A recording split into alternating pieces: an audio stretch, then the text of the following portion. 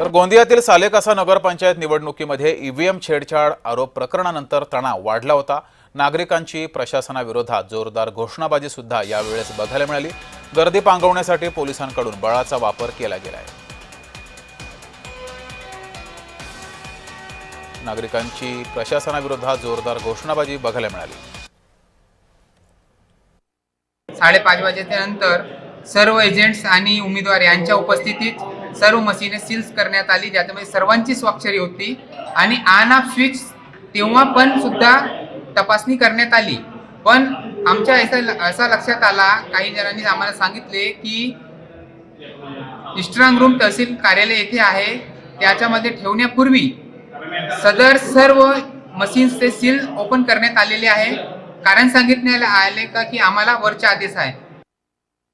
ये जो सारी प्रक्रिया सारी एकदम लोकतंत्र का गला घोटने वाली है।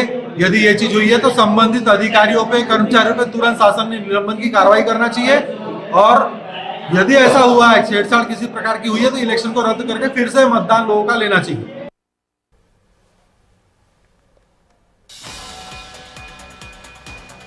अधिक माहिती घेऊया, आपले प्रतिनिधी राकेश रामटेके आपल्या सोबत जोडलेत। राकेश, नेमका काय प्रकार घडलेला आहे आणि सध्या तिथे कसं वातावरण आहे?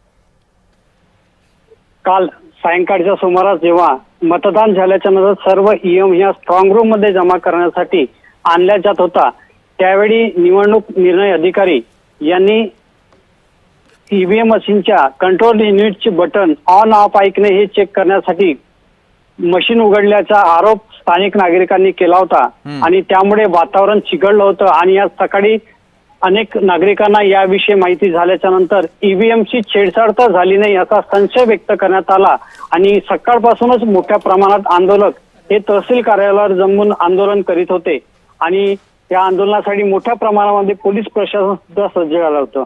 जगदीश, धन्यवाद राकेश दिलेल्या माहितीबद्दल। ईव्हीएम छेडछाड आरोप प्रकरणानंतर परिसरात तणाव होता, त्यानंतर पोलिसांचा बंदोबस्त या ठिकाणी वाढवला गेला।